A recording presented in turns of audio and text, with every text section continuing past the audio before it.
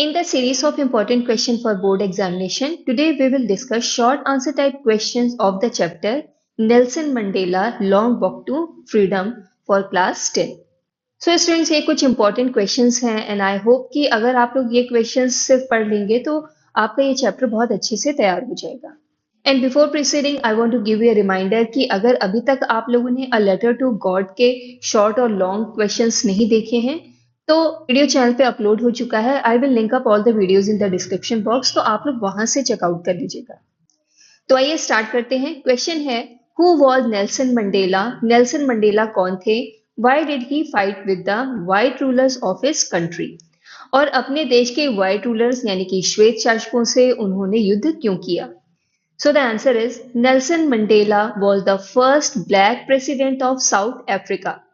Nelson Mandela south Africa के पहले काले प्रेसिडेंट थे। He fought with the white rulers of his country because white supremacy introduced the system of apartheid.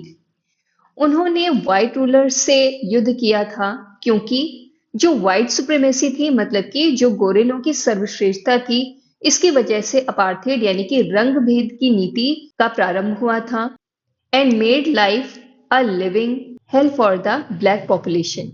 और जो black population थी, मतलब काले लोगों की जो जनसंख्या थी, उनके जीवन को हेल बना दिया था, मतलब नर्क के समान बना दिया था। Many people have struggled and sacrificed for basic human rights. बहुत सारे लोगों ने स्ट्रगल किया, मतलब संघर्ष किया, और बेसिक ह्यूमन राइट्स के लिए यानी कि जो सामान्य मानव अधिकार थे उनके लिए बलिदान भी दिया। Next question, in Mandela's opinion what is the greatest wealth of a nation? Mandela के ओपिनियन में, मतलब कि नेल्सन मंडेला की राय से, राष्ट्र की सबसे बड़ी वेल्थ यानी कि धन संपत्ति क्या है? So the answer is when Mandela compares the wealth of gems and minerals with the people of the nation. जब मंडेला जेम्स एंड मिनरल्स यानी कि रत्न और खनिजों की जो धन संपत्ति है उसे कंपेयर करते हैं, उसकी तुलना करते हैं with the people of the nation, राष्ट्र के लोगों से, he feels the people of the nation are the greatest. तो वो ये महसूस करते हैं कि जो राष्ट्र के लोग हैं वो सबसे ज्यादा महान है compare to any other form of wealth. किसकी तुलना में? किसी भी तरह की धन संपत्ति की तुलना में जो राष्ट्र के लोग हैं वो ज्यादा महान है। Hence, he lays great emphasis on people.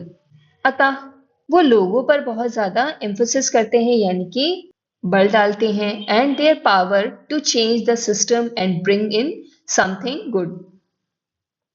तो वो लोगों पर ज्यादा बल डालते हैं एंड देयर पावर, और उनकी शक्ति पर, टू चेंज द सिस्टम, जो कि सिस्टम को चेंज कर सकती है, and bring in something good, और उसकी वजह से कुछ अच्छा कर सकती है।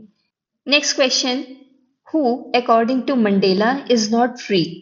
तो मंडेला के अनुसार कौन फ्री नहीं है, मतलब कौन स्वतंत्र नहीं है? So the answer is according to Mandela both oppressors and oppressed are not free. Mandela के अनुसार ऑपरेसर्स, ऑपरेसर मतलब जो अत्याचार करता है, एंड ऑपरेस्ड, ऑपरेस्ड मतलब जो अत्याचार सहन कर रहा है, वो दोनों ही फ्री नहीं है।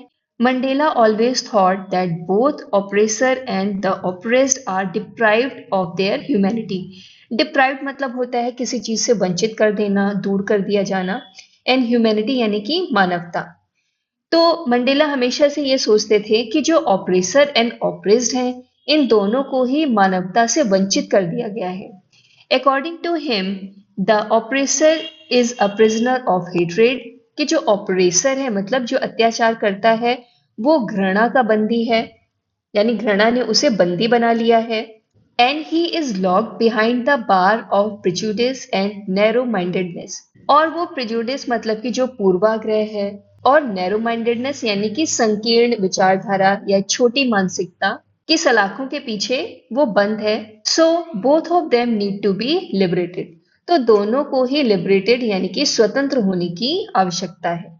Next question, how long was Mandela not troubled by the laws of man और गॉड? मंडेला कब तक मनुष्य या ईश्वर के बनाए हुए नियमों से परेशान नहीं हुए?